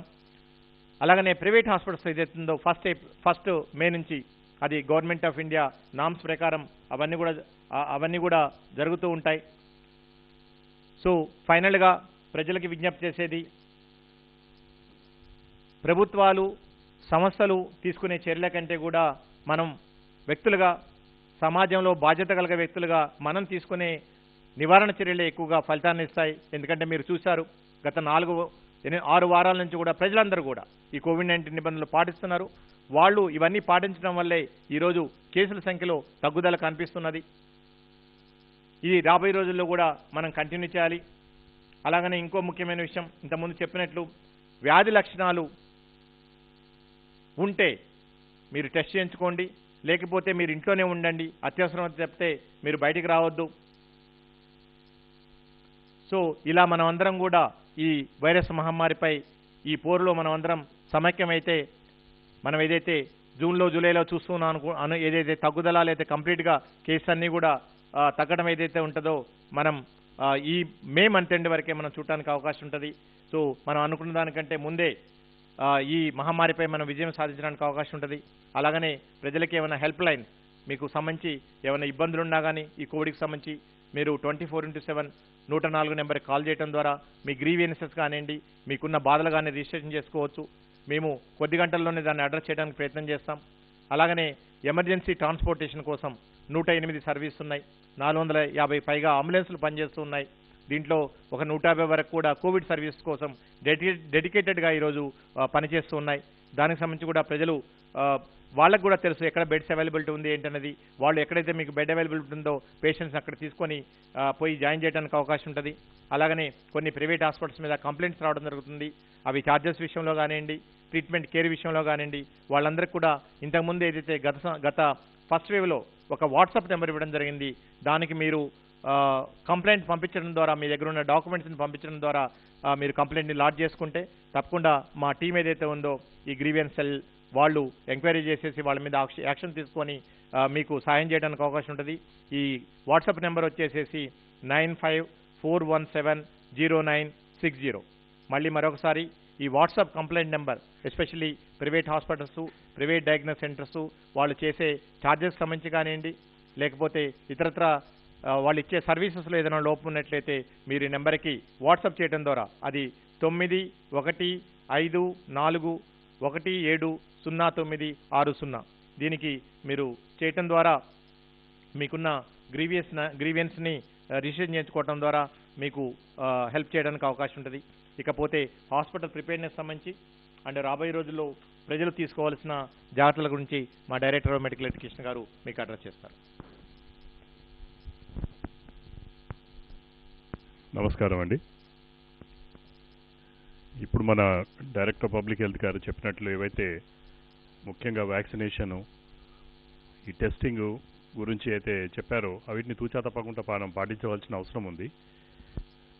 ఇప్పుడు లాస్ట్ 1 ఇయర్ ఎప్పుడైతే లాస్ట్ ఇయర్ మనకి ఫస్ట్ వేవ్ వచ్చిందో ఆ టైంలో మనము ఇన్ఫ్రాస్ట్రక్చర్ ఏదైతే డెవలప్ చేసుకున్నామో, ముఖ్యంగా హాస్పిటల్ పడకలలో ఆక్సిజన్ బెడ్స్, ఆనాడు మొత్తము మన అన్ని government hospitals including TME side hospitals కానివ్వండి, మన వైద్య విధాన పరిషత్ సైడ్ హాస్పిటల్స్ అన్నిట్లో కలుపుకుంటే ఒక 1000 పడకలు కూడా ఆక్సిజన్ లైన్స్ లేకుండే. కానీ ఈ కరోనా వచ్చిన తర్వాత లాస్ట్ 1 ఇయర్లో మనం ఆల్మోస్ట్ ఇప్పుడు 10,000 పడకలకు ఆక్సిజన్ లైన్స్ వేసుకున్నాం. అవి ఇవాళ శ్రీరామరక్షలాగా మనకు 100 మంది పేషెంట్స్ వచ్చినా కానీ వాళ్లకు మనము ఆక్సిజన్ ఇచ్చే పరిస్థితి ఉంది. ఇది మీరు కంపేర్ చేసి చూడండి, వేరే స్టేట్స్లలో ఎక్కడైతే ఉందో అటువంటి పరిస్థితులు ఇవాళ మన రాష్ట్రంలో లేవు. ముఖ్యంగా మన గౌరవ ముఖ్యమంత్రి గారు కానివ్వండి, మన హెల్త్ మినిస్టర్ గారు ఆ దినం ఇచ్చిన డైరెక్షన్స్ ప్రకారము వార్ ఫుటింగ్ మీద ఈ ఆక్సిజన్ లైన్స్, అదొకటి కాకుండా ఆక్సిజన్ స్టోరేజ్ కెపాసిటీ ఈరోజు మీరు చూస్తున్నారు డిఫరెంట్ స్టేట్స్లో ఆక్సిజన్ కన్జంప్షన్ ఎక్కువ కావడం వల్ల అక్కడ స్టోరేజ్ కెపాసిటీ లేకపోవడం వల్ల వాళ్ళ దగ్గర ప్రాబ్లం వస్తుంది. కొన్ని హాస్పిటళ్లలో మరణాలు కూడా సంభవించినాయి. కానీ మనము ఆల్మోస్ట్ 23 హాస్పిటల్స్లో సిలిండర్స్ పెద్ద ట్యాంక్స్ పెట్టాం. అంటే ఒక్కసారి ట్యాంక్ ఫిల్అప్ అయిందంటే మినిమం మనకు ఒక 48 గంటల దాకా కూడా ఆక్సిజన్ సప్లైస్లో ఏమైనా అంతరాయం కలిగిస్తే మనకు తట్టుకుంటానికి అక్కడ సప్లై చేస్తానికి వీలుంటుంది. ఇదే కాకుండా ఆక్సిజన్ సిలిండర్స్ కూడా మనం పొందుపరిచాం. డి టైప్ సిలిండర్స్ అంటారు. అంటే ఇవి మ్యానిఫోల్డ్స్ పెట్టి సప్లై చేస్తారు. ఇంతకుముందు ఈ పెద్ద ట్యాంక్స్ లేనప్పుడు ప్రతి హాస్పిటల్లో మనం ఆక్సిజన్ అంతా సిలిండర్స్తోనే సప్లై చేసేవాళ్ళం. లాస్ట్ ఇయరే ఒక 2000 సిలిండర్స్ని మనము సమకూర్చుకొని అన్ని హాస్పిటల్స్లో including up to community health centres వరకు కూడా మనం సప్లై చేశాం. ఈ సెకండ్ వేవ్ స్టార్ట్ అయినప్పటి నుంచి ముఖ్యంగా ఈ ఆక్సిజన్ దాని మీద గవర్నమెంట్ కూడా ఒక ఉన్నత అధికారులతో ఒక కమిటీ పెట్టింది. తర్వాత కొందరు నోడల్ ఆఫీసర్స్ ఉన్నారు. ప్రతి హాస్పిటల్లో కూడా ఒక నోడల్ ఆఫీసర్ని పెట్టి గంటకు అక్కడ ఆక్సిజన్ పరిస్థితి ఎట్లుంది, సప్లైస్ మీ దగ్గర ఉన్న స్టాక్ ఎంత, స్టాక్ ఒకవేళ తగ్గుతుంటే ఇమీడియట్ సప్లైస్ కోసం వాళ్ళు కమ్యూనికేట్ చేస్తున్నారు. అది మన కంపెనీస్తోని సంప్రదించి ఇమీడియట్గా సప్లై చేస్తున్నాం. ఇదే కాకుండా వాళ్ళ దగ్గర ఏవైతే బ్యాకప్ కోసం ఉన్న డి టైప్ సిలిండర్స్, పెద్ద సిలిండర్స్ ఉంటాయి, ఇవన్నిటిని కూడా మనం ఫిలప్ చేసి రెడీగా పెడుతున్నాం. ఎందుకంటే బై ఛాన్స్ ఏదన్నా కారణాల వల్ల కొద్దిగా సేపు డిలే అయినా కానీ మనము లోకల్గా ఉన్న మన ఆక్సిజన్ సప్లైస్ని ఎటువంటి అంతరాయం కలగకుండా కూడా సప్లై చేస్తానికి ఇవన్నీ కూడా వ్యవస్థ చేసి పెట్టినాం. ఇదే కాకుండా రీసెంట్లీ మీరు చూసుంటారు, గౌరవ ముఖ్యమంత్రి గారు హాస్పిటల్ అన్ని పడకలని మన దగ్గర 20,000 పడకలు ఉన్నాయి మొత్తము స్టేట్లో. అందులో ఆల్రెడీ 10,000 పడకల మీద మనం ఆల్రెడీ ఆక్సిజన్ లైన్స్ వేసి ఉన్నాము. వేరే పడకలు కూడా 20 crores complete oxygen pipe lines వేపియాలని ప్రతిపాదన ఆల్రెడీ వర్క్ స్టార్ట్ అయింది. ఇది వార్ ఫుటింగ్ మీద ఇంకా కొన్ని రోజులలో అన్ని హాస్పిటల్స్లో కూడా మనకు including up to CSC level వరకు కూడా, అంటే ఈ టీచింగ్ సైడ్ 22 హాస్పిటళ్లలో, టీవీపీ హాస్పిటల్ 96 హాస్పిటల్లో, తర్వాత కొన్ని community health centres director public health side కూడా ఉన్నాయి 52. ఇవన్నీ హాస్పిటల్స్లో కూడా మనము ఆక్సిజన్ లైన్స్ వేసుకుంటాం. ఇది ఒక్కసారి ఇది అయిపోయిందంటే రేపటి దినం ఎటువంటి విపత్తు వచ్చినా కానీ మనకు ఈ ఆక్సిజన్తోని వచ్చే ప్రాబ్లమ్స్ అంటూ ఏవి కూడా ఉండవు. ఈరోజు ఆల్రెడీ మన డైరెక్టర్ గారు చెప్పినట్లు మీకు ఆక్సిజన్ బెడ్ల సంఖ్య ఎందరు మంది పేషెంట్స్ ఉన్నారన్నది కూడా క్లియర్ చెప్పారు. ఎవరు కూడా పేషెంట్స్ భయభ్రాంతులై మీరు ఆక్సిజన్ దొరకటం లేదు అని ఇటువంటి దాంతో హైబదపడవలసిన అవసరం లేదు. ముఖ్యంగా ఏంటంటే ఒక్క ప్రాబ్లం ఎక్కడొస్తుందంటే చాలామంది పేషెంట్స్ కొన్ని స్పెసిఫిక్ హాస్పిటల్స్ పోవాలనుకుంటారు. గవర్నమెంట్ హాస్పిటల్స్ ఒక రెక్క అయితే ప్రైవేట్ హాస్పిటల్ సెక్టర్లో కూడా కొన్ని హాస్పిటల్సే వాళ్ళకి ఆలోచనకు వస్తాయి. సడన్గా నాకు ఏదో ప్రాబ్లం వచ్చింది ఒక హాస్పిటల్కి పోవాలంటే, అయితే మేము 108 అంబులెన్స్ వాళ్ళకి కూడా మన పోర్టల్ ఏదైతే ఉంటుందో బెడ్స్ అప్డేట్ చేస్తుంటాం. కంటిన్యూస్ డైనమిక్ ప్రొసీజర్ అది. ఒక హాస్పిటల్ ఇవాళ ఈ టైంలో ఎన్ని ఐసీయూ బెడ్స్ ఉన్నాయి, ఎన్ని వెంటిలేటరీ బెడ్స్ ఉన్నాయి, ఇవన్నీ కూడా అందులో అప్డేట్ అవుతుంటాయి. అటువంటి దాన్ని కూడా యాక్సెస్ ఇచ్చాం. వాళ్ళ డ్రైవర్స్కి వాళ్ళకి యాక్సెస్ ఉంది అక్కడ ఉండే పైలట్కి. సో వాళ్ళు కూడా బై ఛాన్స్ ఓ ఎక్స్ హాస్పిటల్ ఒక ఏరియాలో ఒక పేషెంట్ నేను పోవాలనుకుంటే ఆ పర్టికులర్ హాస్పిటల్లో బెడ్స్ లేవు, కానీ ఇదే ప్రాంతంలో వేరే హాస్పిటళ్లలో మీకు బెడ్స్ ఉన్నాయి. అది గవర్నమెంటే కానివ్వండి, ప్రైవేటే కానివ్వండి, అది చెప్పగలుగుతాడు. దీనివల్ల ఏమవుతుందంటే అన్నెసరీగా ఒక సీరియస్గా ఉన్న పేషెంట్ ఓ 4 హాస్పిటల్ తిరిగి టైం వేస్ట్ చేసుకునే అవసరం ఉండదు. ఈ సదుపాయం ఆల్రెడీ మేము లాస్ట్ 1.5 months నుంచి ఇది ఇంప్లిమెంట్ చేశాము. దీనివల్ల ఈరోజు అంబులెన్స్లు వేరే వేరే హాస్పిటల్ తిరగడం కూడా తగ్గింది. అది కూడా పేషెంట్స్ కూడా ఒకటి గుర్తుపెట్టుకోవాలి. ఒకసారి సీరియస్ కండిషన్ ఉన్నప్పుడు ఎంత తొందరగా అయితే అంత తొందరగా దగ్గర ఉన్న అవైలబుల్ హాస్పిటల్లో వెళ్ళి మెడికల్ ట్రీట్మెంట్ స్టార్ట్ చేయడం అన్నది ఇంపార్టెంట్. ఎందుకంటే కొద్దిగా డిలే అయినట్లయితే తర్వాత అడ్మిట్ అయినా కానీ మనము ట్రీట్మెంట్ ఇచ్చినా కానీ దానివల్ల ప్రయోజనాలు అంత ఉండకపోవచ్చు. అయితే ఇప్పుడు ముఖ్యంగా ఏదైతే అర్లీగా డయాగ్నోస్ కాగానే ట్రీట్మెంట్ ఏది తీసుకోవాలో అన్నిటి గురించి కూడా శ్రీనివాస్ గారు చెప్పారు. అయితే ఒక్క మాట నేను చెప్పదలుచుకున్నాను, ఎస్పెషల్లీ రెమెడీసివిర్. అందరూ ఎలా అనుకుంటున్నారంటే పేషెంట్స్, ఎందుకంటే ఇన్నోసెన్స్, ఒకసారి డిజీజ్ వచ్చినప్పుడు అందరు కూడా భయం ఉంటుంది. ఎస్పెషల్లీ నాన్ మెడికల్ పర్సనల్కి అయితే ఇంకా భయం ఉంటుంది. వాళ్ళు ఏమనుకుంటున్నారంటే ఏదో రెమెడిసివిర్ అంటే ఏదో బ్రహ్మాస్త్రము, అది తీసుకుంటే ఏం ప్రాబ్లం ఉండదు, అది ఆటోమేటిక్ డెత్ ఉండదు. ఇదంతా అపోహనండి. ఎందుకంటే they are clear cut guidelines. అది కూడా ఇప్పటికి కూడా దాన్ని ఇన్వెస్టిగేటివ్ డ్రగ్ కిందనే కన్సిడర్ చేస్తారు. అట్లనే పర్మిషన్ ఇచ్చింది గవర్నమెంట్ ఆఫ్ ఇండియా కానివ్వండి, ఎక్కడ మొత్తం వేరే కంట్రీస్లో కూడా. ముఖ్యంగా ఏంటంటే అది కొద్దిగా వైరల్ లోడ్ తగ్గిస్తుందని దానికి కొన్ని స్పెసిఫిక్ గైడ్ లైన్స్ ఉన్నాయి. ఐసీఎంఆర్ కానివ్వండి, మన all India institute of medical sciences కానివ్వండి, కొన్ని స్పెసిఫిక్ గైడ్ లైన్స్ రీసెంట్లీ కూడా గైడ్ లైన్స్ని మళ్ళీ స్పెసిఫై చేశారు. I think on 22nd of this month. దాంట్లో ఎవరికైతే శాచ్యురేషన్స్ 92 దాని కిందికి పడినట్లయితే ప్లస్ సివియర్గా రెస్పిరేటరీ డిస్ట్రెస్ గిన్ వచ్చినట్లయితే అటువంటి వాళ్ళలో మీరు వాడండి. కానీ ప్రతి కేసు అంటే మీకు కోవిడ్ అని ప్రూవ్ కాగానే ఇమీడియట్లీ పోయి హాస్పిటల్లో అడ్మిట్ అయ్యి మాత్రము ఈ డ్రగ్ తీసుకోవద్దు. అన్నెసరీ దీనివల్ల ఏమవుతుందంటే ఒక కృత్రిమ కొరత మొదలవుతుంది మార్కెట్లో. దీనివల్ల కొంత దళారులు దాన్ని ఎక్స్ప్లాయిట్ చేస్తున్నారు. అందుకోసము ఇంతకుముందు కూడా లాస్ట్ ఇయర్ మీరు చూస్తుంటారు, టోలిసిలోమాబ్ కూడా ఇంజెక్షన్ అందరూ కొన్ని 1,00,000 2 లక్షలకు కూడా బయట బ్లాక్ మార్కెట్లో అమ్మారు. కానీ ఈరోజు చాలా హాస్పిటల్స్లో అది వాడడం లేదు. సింపుల్ స్టెరాయిడ్స్ ఇస్తున్నారు. అవసరం పడితే ఏదన్నా ఇమ్యూనిటీ సర్జ్ ఉన్నట్లయితే సింపుల్ స్టెరాయిడ్స్ చీప్గా ఉన్న డ్రగ్స్ లైక్ డెక్సామెథాసోన్, ప్రెడిసోలోన్ డ్రగ్స్ ఇస్తున్నారు. దాంతో బ్రహ్మాండమైన రిజల్ట్స్ ఉన్నాయి. సో ప్యానిక్ రియాక్షన్ వద్దు. అడిక్వేట్ ఫెసిలిటీస్ అవైలబుల్ ఉన్నాయి. అన్నెసరీగా పోయి హాస్పిటల్ అడ్మిట్ అయ్యి నిజంగా అవసరం ఉన్నట్లయితే ఏవైతే మనం టిపికల్ చెప్తున్నామో, ఒక 3-4 రోజులు ఫీవర్ తగ్గుతలేదు, హై ఫీవర్ ఉంది, 101 degrees ఉన్నది, మీకు కొద్దిగా ఊపిరి తీసుకునేలా కష్టమవుతుంది, నడుస్తుంటే మీకు కొద్దిగా కష్టం అనిపిస్తుంది, అటువంటి కారణాలుండి ఇంకేమైనా కోమార్బిడిటీస్ ఉంటే తప్పకుండా వెళ్ళి హాస్పిటల్లో అడ్మిట్ కాండి. అర్లీగా ట్రీట్మెంట్ మీకు స్టార్ట్ చేస్తారు. అంతేగాని డయాగ్నోజ్ కాగానే నేను ఇమీడియట్లీ నాకు కరోనా ఉంది, నేను హాస్పిటల్లో ఉండాలి అనుకుంటే మనం ఎన్ని ఫెసిలిటీస్ క్రియేట్ చేసినా కానీ దానివల్ల వేరే వాళ్ళకు నిజంగా అవసరం ఉన్న వాళ్ళకి బెడ్ అవైలబుల్ లేకుండా అయిపోతుంది. అందుకోసము మొన్న చీఫ్ సెక్రటరీ గారు కూడా ఎప్పుడైతే రివ్యూ మీటింగ్ పెట్టారో దాంట్లో క్లియర్గా ఒకటి చెప్పారు, బెడ్స్ని ఆడిట్ చేయండి. ఆడిట్ అంటే ఒక పేషెంట్ ఒక బెడ్ మీద ఉన్నట్లయితే నిజంగా అతనికి అది అవసరం ఉన్నదా, అతనికి ఆక్సిజన్ ఇచ్చే అవసరం ఉందా, ఆక్సిజన్ ఇచ్చే అవసరం లేకపోతే ఒక ఆర్డినరీ పేషెంట్ ఒక ఆక్సిజన్ బెడ్ మీద పెట్టి నిజంగా ఒక పేషెంట్ ఆక్సిజన్ అవసరం ఉన్నట్లయి హాస్పిటల్కి వస్తే వాళ్ళకి అది ప్రొవైడ్ చేయలేకపోతే ఇట్స్ ఏ క్రిమినల్ వేస్ట్. అది మనం ఇంత ఫెసిలిటీస్ క్రియేట్ చేసి అది గవర్నమెంట్లే కానివ్వండి, ప్రైవేట్లే కానివ్వండి, ఇటువంటి ఈ మనం షార్టేజ్ ఉండడం వల్లనే ప్రాబ్లమ్స్ వస్తున్నాయి. సో మై రిక్వెస్ట్ అందరికి కూడా ఏవైతే స్టాండర్డ్గా మనము మీడియా పరంగా మనం ఏవైతే చెప్తున్నామో, సోషల్ మీడియాలో కూడా ఎంతో మంది డాక్టర్లు ఈ డిజీజ్ గురించి అవగాహన కల్పిస్తున్నారో, సింపుల్ డిజీజ్కి మీరు హాస్పిటల్కి వచ్చే అవసరం లేదు. ఏదైతే మేము ఇంతకుముందు చెప్పినట్లు అటువంటి సిమ్టమ్స్ ఉండి మీకు ఊపిరి తీసుకునే కష్టం అయితే ఇమ్మీడియట్లీ, అది కూడా ఊపిరి తీసుకుంటే కష్టం ఉంటే మీరు రోజు 2 రోజులు 3 రోజులు ఇండ్లలో ఉండొద్దు. ఎందుకంటే దానివల్ల తర్వాత మీకు ట్రీట్మెంట్ ఇచ్చినా కానీ రిట్రైవ్ చేయడం చాలా కష్టమవుతుంది. అర్లీగా వెళ్ళిపోండి. కొద్దిగా కూడా మీకు రెస్పిరేషన్ ప్రాబ్లం అనిపిస్తే అర్లీ సైన్ అది, please go to the hospital.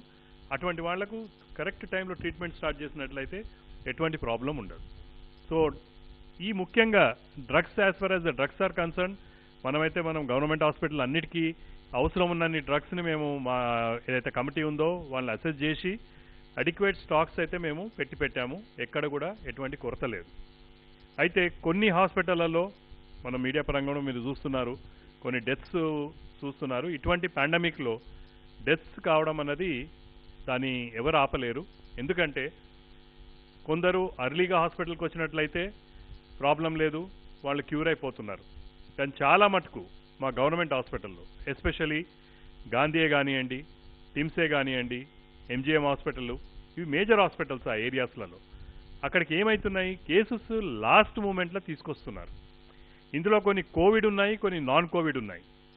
కొన్ని కేసెస్ ఎందుకంటే మనము ఈసారి ఈవెన్ కోవిడ్ హాస్పిటల్ అని కన్వర్ట్ చేసిన గాంధీలో కూడా ఏదన్నా పేషెంటు క్రిటికల్గా ఉండి దమ్ముండి అటువంటి ఏదైనా ప్రాబ్లమ్స్ ఉండి సారీ కేసులు ఉండొచ్చు, వాళ్ళని అడ్మిట్ చేసుకుంటున్నాం. ఎందుకంటే there are court directions, you cannot deny any case.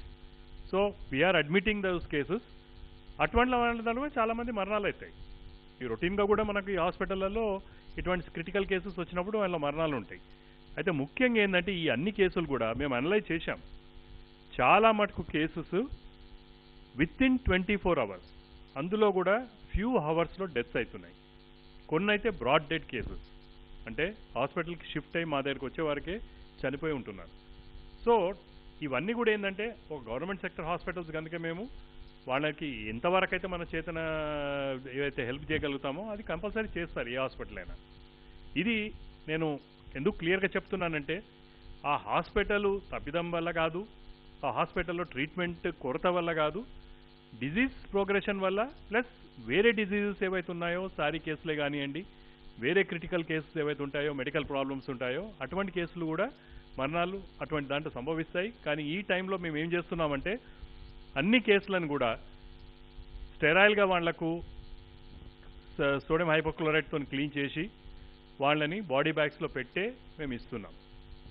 ఎందుకంటే పేషెంట్ అటెండెన్స్ కూడా ఇది ఇటువంటి పేషెంట్కి కోవిడ్ లేదు, ఇది ఒట్టిసారి కేసు అయినా కానీ అని చెప్పినా కానీ కొందరు ముందుకు రావడం లేదు. ఎందుకంటే అందరు దాన్ని చాలా భయం ఉంటుంది అనండి కోవిడ్ అన్నాను. ఇది కోవిడ్ కాదు, ఇది ఆర్డినరీ కేస్ ఆఫ్ సారీ అని చెప్పినా ముందుకు రావడం లేదు. అందుకోసము అన్ని కేసులకు మేము ఇటువంటి జాగ్రత్తలు తీసుకొనే బాడీ బ్యాగ్స్లో పెట్టే మేము వాళ్ళకి ఇస్తున్నాం. So our final what I want to say is, ఎవరికైతే మినిమం సిమ్టమ్స్ ఉన్నాయో, మైల్డ్ సిమ్టమ్స్ ఉన్నాయో మీరు హాస్పిటల్లోకి రావద్దు. మోడరేట్ సిమ్టమ్స్, కోమార్బిడిటీస్ ఉన్నవాళ్ళు ఇమీడియట్లీ హాస్పిటల్స్కి రిపోర్ట్ చేయండి. సీవియర్ కేసెస్ స్టేజ్ పోకుండా అంతకుముందే రిపోర్ట్ చేసినట్లయితే మనం చాలామంది ప్రాణాలు కాపాడగలుగుతాము. అండ్ డిస్ట్రిక్ట్స్లో ఉన్నవాళ్ళు హైదరాబాద్కి వచ్చే అవసరం లేదు. ఎందుకంటే ప్రతి డిస్ట్రిక్ట్లో డిస్ట్రిక్ట్ హెడ్ క్వార్టర్స్ హాస్పిటల్లో మనం ఇవన్నీ ఫెసిలిటీస్ క్రియేట్ చేశాం. అంటే ఇప్పుడు గాంధీలో ఏవైతే ఫెసిలిటీస్ ఉన్నాయో అవి మినియేచర్ సైజ్లో అక్కడ హాస్పిటల్ సరిపోతట్లు అక్కడ క్రియేట్ చేశాం మేము. సో ఎవరు కూడా డిస్ట్రిక్ట్స్కి హైదరాబాద్ దాకా రావద్దు. మీరు దగ్గరున్న హాస్పిటల్స్కి వెళ్ళండి. ఫర్ ఎగ్జాంపుల్ కరీంనగర్లో కరీంనగర్ హాస్పిటల్కి వెళ్ళండి. మీరు ఖమ్మంలో ఉన్నారా, ఖమ్మం డిస్ట్రిక్ట్ హెడ్ క్వార్టర్స్ హాస్పిటల్కి వెళ్ళండి. అక్కడ ఏదైతే ట్రీట్మెంట్ మనకు గాంధీలో ఇస్తున్నారో ఆ ట్రీట్మెంట్ మీకు అక్కడ అవైలబుల్ ఉంది. ముఖ్యంగా ఏంటంటే ఈ మేజర్ హాస్పిటల్స్ని ఓవర్ క్రౌడింగ్ అయితే నిజంగా క్రిటికల్ కేసెస్కి మనము ట్రీట్మెంట్ ఇవ్వడానికి ప్రెషర్ ఎక్కువవుతుంది.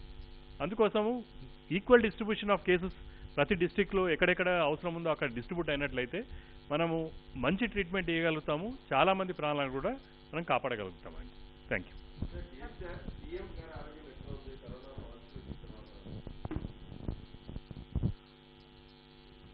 హానరబుల్ చీఫ్ మినిస్టర్ గారి ఆరోగ్యం, ఆయన పూర్తి ఆరోగ్యంతో ఉన్నారు. ఆల్రెడీ పూర్తి స్వస్థత చేకూరడం జరిగింది. సో మేబీ ఒక 2-3 డేస్లోనే వారు ఎనీ క్షణం విధులు నిర్వర్తించే అవకాశం ఉంటుంది. ఆల్రెడీ డాక్టర్స్ పర్యవేక్షణలో ఉన్నారు, ఎలాంటి ప్రాబ్లం లేదు.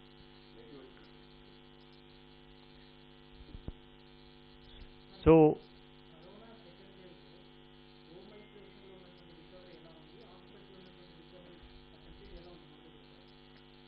దేశంలోని అనేక రాష్ట్రాలతో పోల్చుకుంటే మన దగ్గర హోమ్ ఐసోలేషన్ రికవరీ అనుకోండి, ఈవెన్ హాస్పిటల్ రికవరీ కూడా మొత్తం మీద నేను ఇంతకుముందు చెప్పడం జరిగింది. మనం ఫస్ట్ వేవ్లో చూసుకుంటే 99.5% మన దగ్గర రికవరీ రేట్ ఉంది. ఇప్పటికి కూడా ఈ రోజుకి మన తెలంగాణ రాష్ట్రంలో రికవరీ రేట్ వచ్చేసి మనం చూసుకుంటే 82% ఇప్పుడు ఉంది. అంటే ఎప్పుడైనా సరే ఇది ఆ రోజుకున్న కేసుల సంఖ్య బట్టి, యాక్టివ్ కేసుల సంఖ్య బట్టి మనం చూసుకోవాల్సి ఉంటుంది. ఓవరాల్గా మన దగ్గర 99% ఈరోజు సెకండ్ వేవ్లో కూడా మనకి రికవరీ రేటు వచ్చే అవకాశం ఉంటుంది తప్పకుండా. సో ఎస్పెషల్లీ హోమ్ సంబంధించి ఏదైతే జాగ్రత్తలు, సలహాలు, సూచనలు అవి పాటించడం ద్వారా మెజారిటీ ఆఫ్ పీపుల్ హాస్పిటల్ కూడా వెళ్లాల్సిన అవసరం లేదు. చిన్న చిన్న జాగ్రత్తలు తీసుకోవటం, ఈ సిమ్టమాటిక్ ట్రీట్మెంట్ తీసుకోవడం ద్వారా వాళ్ళందరూ కూడా దీనిలోంచి మనకి బయటపడడానికి అవకాశం ఉంటుంది. దేనికి? జనరల్ పాపులేషన్లో అంటారా? జనరల్ పాపులేషన్లో మీరు చూస్తే ఇప్పటి వరకు మనకు ఫస్ట్ వేవ్, సెకండ్ వేవ్ చూసుకుంటే టోటల్ కేసులు 4,19,966 ఈ రోజు వరకు. ఇక్కడ అర్థం చేసుకోవాల్సింది ఏంటంటే ఇది ఈ వైరస్తోని, ఈ వ్యాధితో ప్రాబ్లం ఇదే. ఒకటి, 80% పైగా ఎలాంటి లక్షణాలు లేని వ్యక్తులు ఉన్నారు. ఓకే, సో దీనివల్ల ఇది ఎందుకు ఇంత ఫాస్ట్గా స్ప్రెడ్ అవుతుందంటే మెయిన్ రీజన్ అదే, ఎలాంటి లక్షణాలు లేకుండా. ఎందుకంటే మీకు నేను ఉన్నాను, ఇప్పుడు నార్మల్గా ఉన్నాం, మనకి ఎలాంటి లక్షణాలు లేవు. స్టిల్ మనం వైరస్కి ఎక్స్పోజ్ అయ్యి ఇన్ఫెక్ట్ అయ్యి ఉంటే తప్పకుండా మన ద్వారా ఎంతో కొంతమందికి మనం ఇన్ఫెక్ట్ చేసే అవకాశం ఉంటుంది. ఈరోజు government of India NITI Aayog member VK Paul ఎవరైతే ఉన్నారో వారు కూడా ఆల్రెడీ చెప్పడం జరిగింది, ఇంట్లో ఉన్న వాళ్ళు కూడా ప్రతి ఒక్కళ్ళు మాస్క్ ధరించండి అని చెప్పేసి నిన్న స్టేట్మెంట్ ఇవ్వడం జరిగింది. ఎంతో కొంత గాలి ద్వారా వస్తుందని చెప్పేసి ఆల్రెడీ ప్రూవ్ అవడం జరిగింది మనకి.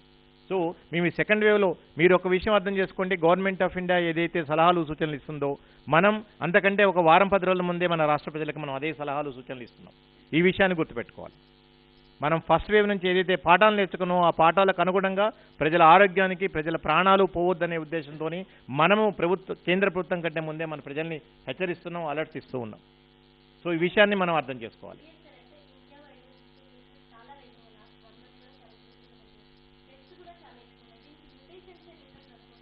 తప్పకుండా మన దేశంలో కేసులు పెరగడానికి కారణాలు 3. ఒకటి, గత 6 నెలల నుంచి ప్రజల్లో వచ్చిన అలసత్వం, ప్రజలు ఏదైతే జాగ్రత్తలు తీసుకోవాలో ఆ జాగ్రత్తలు తీసుకోకపోవటం. 2, మ్యుటేషన్స్. ఈ వైరస్ లోకల్ మ్యుటేషన్స్, ఇవన్నీ కూడా డబుల్ మ్యుటేషన్స్. మన దగ్గర మన రాష్ట్రంలో కానివ్వండి, మన చుట్టుపక్కల ఉన్న మహారాష్ట్ర, ఇవన్నీ కూడా 60 నుంచి 70% కేసులన్నీ కూడా మనకి ఈరోజు డబుల్ మ్యుటేషన్ జరగడం ద్వారా వస్తున్నాయి. అలాగనే కొన్ని కేసులు వచ్చేసేసి ఇతర బ్రీడ్స్ ఏవైతే ఉన్నాయో, యూకే అనుకోండి, లేకపోతే ఇతరతర దేశాల నుంచి వచ్చిన వాటి ద్వారా మనకి ఈరోజు కేసులు వస్తూ ఉన్నాయి. సో ఈ 2 కారణాల వల్ల ఈసారి వైరస్ ఇంత ర్యాపిడ్గా ఇంత ఫాస్ట్గా మనకి స్ప్రెడ్ అవుతుంది. అందుకని ఇంత పెద్ద స్థాయిలో మనం కేసుల సంఖ్య పెరగటం కానివ్వండి, లేదా మరణాలు కానివ్వండి చూడటం జరుగుతుంది. బట్ ఓవరాల్గా ఫస్ట్ వేవ్తో పోల్చుకుంటే ఈ శాతం ఏదైతుందో అది కేసుల శాతం కానివ్వండి అది ఎక్కువగా కనిపిస్తుంది, ఇన్ఫెక్షన్ రేట్ అనేది. బట్ మరణాల శాతం ఏదైతుంది, రికవరీ రేట్ ఏదైతుందో అది ఫస్ట్ వేవ్ కంటే కూడా చాలా మంచిగా ఉన్నది చెప్పుకోవచ్చు.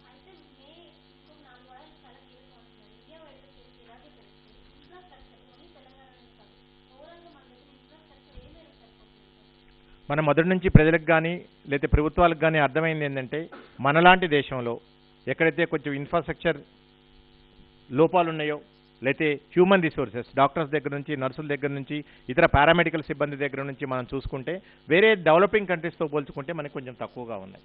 సో మన దేశం ఈ వైరస్ని కానివ్వండి, ఈ పాండమిక్ని కానివ్వండి మనం ట్రీట్ చేయడానికి ప్రయత్నం చేయొద్దు, ఇది ప్రివెంట్ చేయాలి. ఈ ప్రివెన్షన్ ఎవరి చేతుల్లో ఉంది? ప్రజల చేతుల్లో ఉంది. అందుకనే ప్రజలకు ఎప్పటికప్పుడు కూడా తగు జాగ్రత్తలు, సలహాలు, సూచనలు చెప్తున్నాం. ఎప్పుడైతే ప్రజలు వీటిని అజాగ్రత్తగా పెట్టారో, అలసత్వం వహించారో అప్పటి నుంచి మనకి కేసుల సంఖ్య పెరగడం స్టార్ట్ అయిపోయింది. ఈరోజు అలాంటి పరిస్థితులే మనం ఈరోజు చూస్తున్నాం. కానీ గత 4 వారాల నుంచి 6 వారాల నుంచి కేసుల పెరుగుదల అనుకోనండి, ప్రజలు తీసుకోవాల్సిన జాగ్రత్తలు అనుకోండి, ప్రభుత్వం దీనికి సంబంధించి చేస్తున్న విస్తృత ప్రచారం అనుకోండి, ఇవన్నీ కూడా గత 2-3 రోజుల నుంచి డెఫినెట్గా దేశంలో తరుగుదల కనిపిస్తున్నది. మన చుట్టుపక్కల మహారాష్ట్ర గత 10 రోజుల నుంచి కూడా మనం చూస్తుంటే కేసుల సంఖ్యలో పెరుగుదల లేదు. అలాగనే మన రాష్ట్రంలో కూడా అలాంటి స్థిరత్వం వచ్చింది. అందుకనే మనం చెబుతుంది అంటే మనం డెఫినెట్గా అత్యంత విషమ పరిస్థితుల నుంచి మన దేశము, మన రాష్ట్రం బయటపడుతున్నది. ఈ పరిస్థితుల్లో ప్రభుత్వాలు, ప్రజలు ఇంకా పకడ్బందీగా, ఇంకా కలిసికట్టుగా ఈ వైరస్ మీద మనం పోరాటం చేయాలి, అటాక్ చేయాలి. నైట్ కర్ఫ్యూ తప్పకుండా రిజల్ట్స్ ఇస్తున్నది. ఈరోజు మనం పెట్టిన నైట్ కర్ఫ్యూ డెఫినెట్గా ఫలితాలు ఇచ్చింది. అది కూడా ఒక రీజన్. మనం ఈరోజు ఇలాంటి దానికి సంబంధించి ప్రభుత్వం ఎప్పటికప్పుడు కూడా అన్ని రకాల జాగ్రత్తలు తీసుకుంటుంది. తప్పకుండా. అండ్ వ్యాక్సినేషన్ సంబంధించి ముఖ్యమైన విషయం ఏంటంటే, ఈ వ్యాక్సినేషన్ ఏదైతే మనం ఏప్రిల్ 1 నుంచి 45 సంవత్సరాలకు చేసుకున్నామో, ఇప్పుడు మే 1 నుంచి 18 ఇయర్స్ స్టార్ట్ అవుతుంది. ప్రజల్లో చాలామంది అడుగుతున్నారు, మేము ఎప్పుడు రిజిస్ట్రేషన్ చేసుకోవాలి, మాకు వ్యాక్సిన్ ఎప్పుడు ఇస్తారని చెప్పేసి. మేము తెలంగాణ రాష్ట్ర ప్రభుత్వం వైద్య ఆరోగ్య శాఖ తరఫున ఒక విషయం స్పష్టంగా చెప్తున్నాము. 18 సంవత్సరాలు నిండిన 45 సంవత్సరాల లోపల ఉన్న వ్యక్తులందరికీ కూడా తెలంగాణ రాష్ట్ర ప్రభుత్వం పూర్తి ఉచితంగా వ్యాక్సిన్ అందజేస్తుందని చెప్పేసి హానరబుల్ చీఫ్ మినిస్టర్ గారు ఆల్రెడీ అనౌన్స్ చేయడం జరిగింది. దీనికి సంబంధించిన విధి విధానాలు, దీనికి సంబంధించిన మోడస్ ఆపరెండి అంతా కూడా వచ్చే 1-2 రోజుల్లో ఫైనలైజ్ చేయడం జరుగుతుంది. బట్ అప్పటి వరకు మీరు కేంద్ర ప్రభుత్వ వెబ్సైట్ ఏదైతుందో cowin.gov.in ద్వారా మీరు రిజిస్ట్రేషన్ చేసుకోవచ్చు. బట్ అప్పుడే మీకు స్లాట్స్ కానివ్వండి, డేట్స్ కానివ్వండి రిజర్వ్ చేసుకోవడానికి అవకాశం లేదు. కేవలం మీ వివరాలు నమోదు చేసుకోవడం ద్వారా మీరు ఎంతమంది ఈ వ్యాక్సిన్ తీసుకోవడానికి ఉత్సాహం చూపెడుతుందని చెప్పేసి మాకు అర్థమవుతుంది. అలాగనే వ్యాక్సిన్ సరఫరా కేంద్ర ప్రభుత్వం ద్వారా, లేకపోతే ప్రైవేట్ ద్వారా, లేకపోతే రాష్ట్ర ప్రభుత్వాలు కొనడం ద్వారా వాటి లభ్యతను అనుసరించి ఎప్పటికప్పుడు కూడా ఈ కేంద్రాల సంఖ్యని డెఫినెట్గా స్టార్ట్ చేస్తాం. రాబోయే రోజుల్లో వాటిని విడతల వారీగా మేము పెంచుకుంటూ వెళ్తూ ఉంటాం.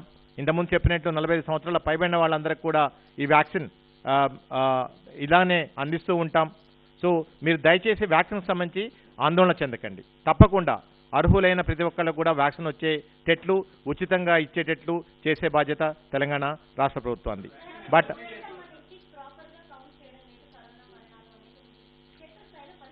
సో ఈ వ్యాక్సిన్కి సంబంధించి ముఖ్యంగా ఈ వ్యాక్సిన్ కేంద్రాల్లో కూడా మనం చూస్తున్నాం.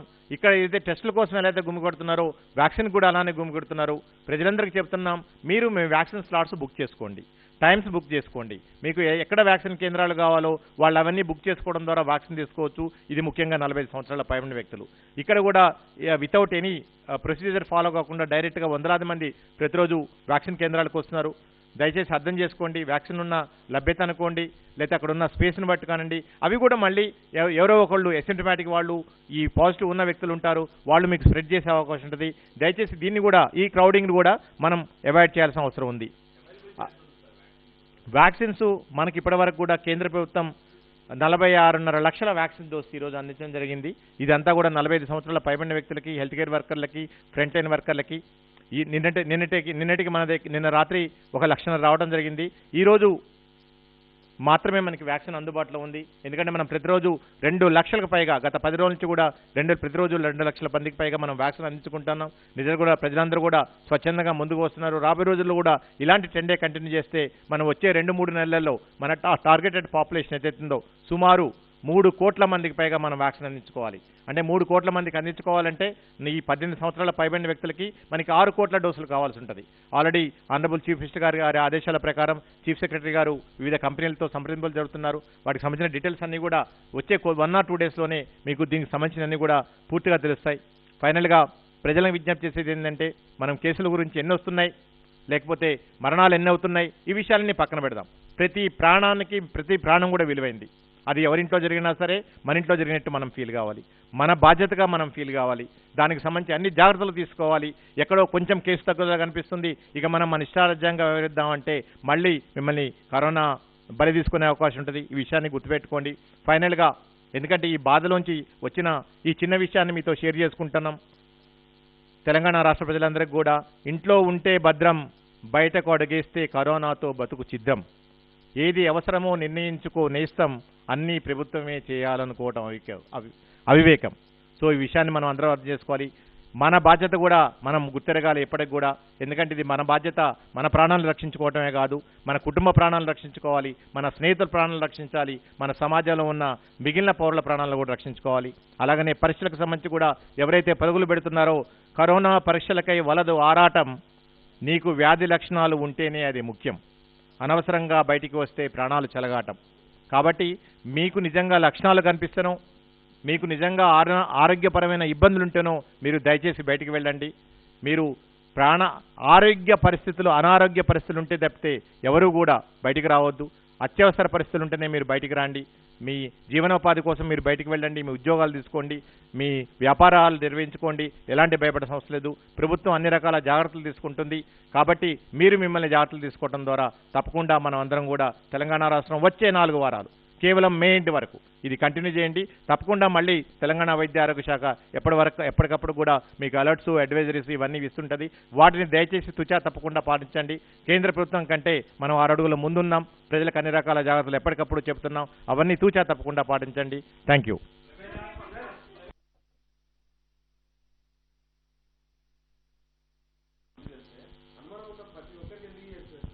అదే ఇక్కడ అర్థం చేసుకోవాల్సింది నోను. దానికి సంబంధించి ఆల్రెడీ మా హెల్త్ డిపార్ట్మెంట్లో మెడికల్ స్టాఫ్కి, మెడికల్ ఆఫీసర్స్కి ఇన్స్ట్రక్షన్స్ ఇవ్వడం జరిగింది. ఫస్ట్ మీరు ఇప్పటి నుంచి పరీక్షకు వెళ్ళిన తర్వాత మెడికల్ ఆఫీసర్ వచ్చేసేసి మొత్తం అసెస్ చేస్తారు, స్క్రీన్ చేస్తారు. చేసిన తర్వాత అవసరమైన వాళ్ళందరికీ కూడా తప్పకుండా పరీక్షలు నిర్వహించడం జరుగుతుంది. ఇది క్లియర్, ఓకే. బట్ ఎందుకు మనకి స్కేర్సిటీ వస్తుంది?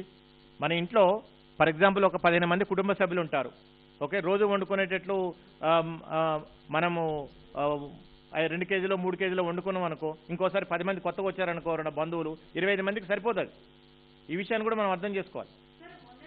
కాబట్టి ఉన్న వనరులు ఏదైతే ఉన్న వనరుల్ని మనం జాగ్రత్తగా వాడుకోవాలి. నిజంగా అవసరమైన వాళ్ళకే మనం పెట్టాలి. ఆకలితో ఉన్నవాడికి తిండి పెట్టాలి తప్పితే ఒకసారి తినేసి వచ్చిన తర్వాత మళ్ళీ నువ్వు తినంటే బాగోదు.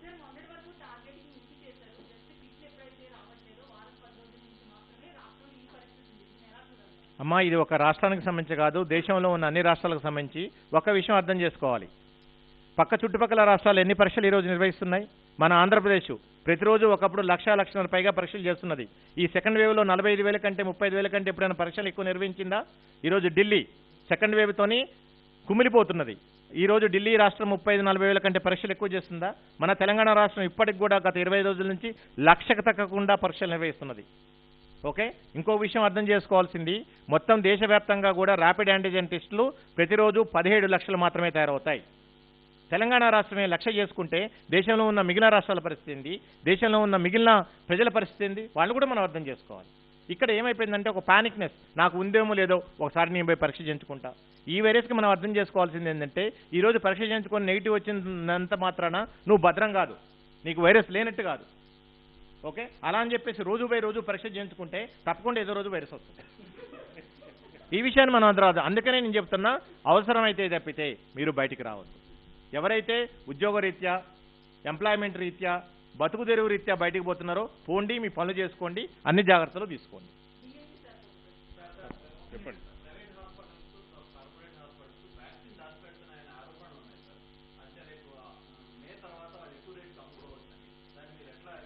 దానికి సంబంధించి మేము ఆల్రెడీ దీని మీద డిస్కషన్ చేయడం జరిగింది.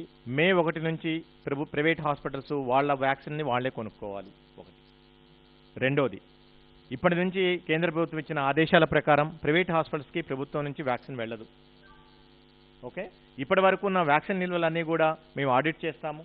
వాళ్ళు ఎంతమందికి ఇచ్చారు, ఇంకా ఎంతమందికి ఇవ్వాలి, ఇవన్నీ కూడా అన్ని రకాల జాగ్రత్తలు తీసుకుంటాం. ఎక్కడ కూడా మిస్యూజ్ లేకుండా ప్రైవేట్ హాస్పిటల్స్ ఇలాంటి మార్గాలు అనుసరించకుండా అన్ని రకాల జాగ్రత్తలు తీసుకుంటాం. ఎవరైనా నిబంధనలు పాటించకపోతే వాళ్ళ మీద తీవ్రమైన చర్యలు తీసుకునే అవకాశం ఉంటుంది.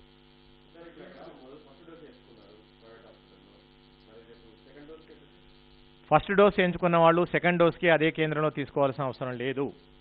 There is a portability. ఎక్కడికైనా పోయేసి వాళ్ళ ఆధార్ నెంబర్ ఏదైతే ఇచ్చారో దాని ద్వారా కానివ్వండి, వాళ్ళ మొబైల్ ద్వారా కానివ్వండి, ఏ ప్రభుత్వ వ్యాక్సినేషన్ సెంటర్లో అయినా సరే తీసుకోవచ్చు. ఒకవేళ ఈ రాష్ట్రం వాళ్ళు వేరే రాష్ట్రంలోకి పోయినా సరే అక్కడ కూడా తీసుకోవడానికి అవకాశం ఉంటుంది. నేషనల్ లెవెల్లో there is a portability as far as vaccine is concern. Second dose ఎక్కడైనా తీసుకోవచ్చు, ఎలాంటి ప్రాబ్లం లేదు.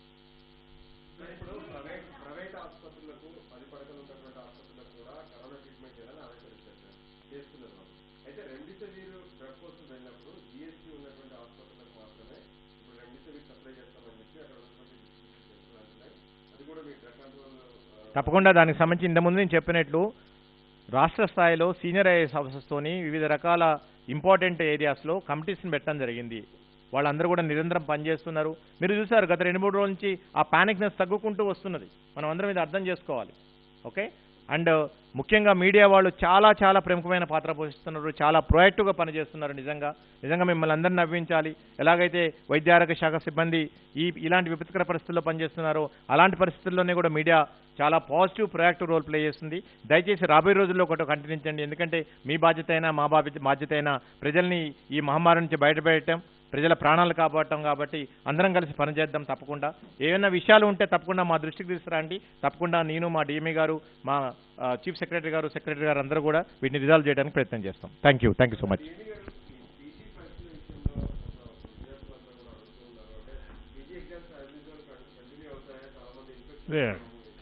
లేదు, చాలా మందికి ఇన్ఫెక్షన్ అంటే వాళ్ళు ఆల్రెడీ ఇప్పుడు ప్రిపరేషన్ హాలిడేస్లో ఉన్నారు, హాస్పిటల్ కూడా రావడం లేదండి.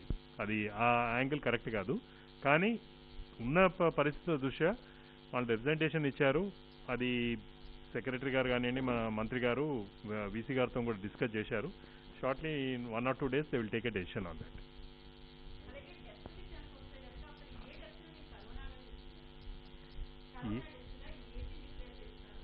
చూడండి, డెత్స్లో డిఫరెంట్ టైప్ ఆఫ్ డెత్స్ ఉంటాయి. ఒకటి ప్యూర్ కరోనాతో చనిపోయిన వాళ్ళు ఉంటారు, కొందరు కోమార్బిడిటీస్తో చనిపోయిన వాళ్ళు ఉంటారు, కొందరు వేరే డిజీజెస్ అంటే ఇప్పుడు సారీ కేసెస్ కానివ్వండి, లేకపోతే వేరే మెడికల్ కండిషన్స్తో చనిపోయిన వాళ్ళు ఉంటారు.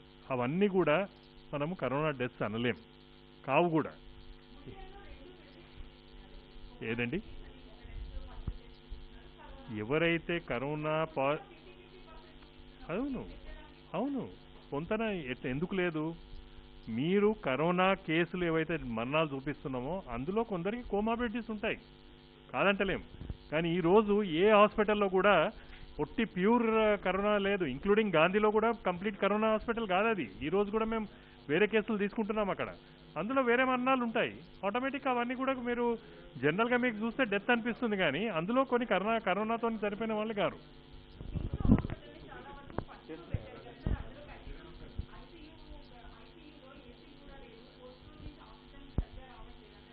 చూడండి, మీరు ఫస్ట్ అండ్ ఫార్మోస్ట్ కరోనా ఐసీయూలలో ఏసీ ఉండొద్దండి, డక్ట్ ఏసీ ఉండొద్దు. Lay patient is a priority year.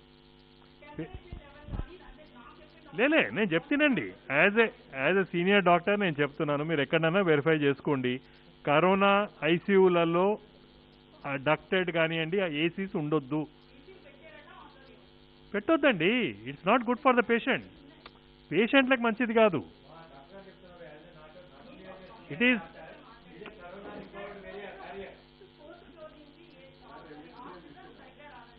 Subscribe to our channel by clicking the subscribe button. Click the bell button and enjoy the latest uploads from our channel.